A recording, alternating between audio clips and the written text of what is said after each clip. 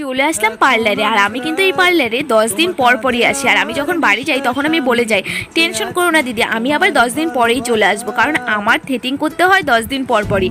এতটা পরিমাণে বাজে হয়ে যায় না 1-2 দিন পরে, কি বলবো তোমার। আর আমার না এই 10 দিন পর পর আসতে ইচ্ছে করে না, কিন্তু কি করব বলো, নিজেকে সুন্দর দেখাতে হলে তো আসতেই হবে বলো।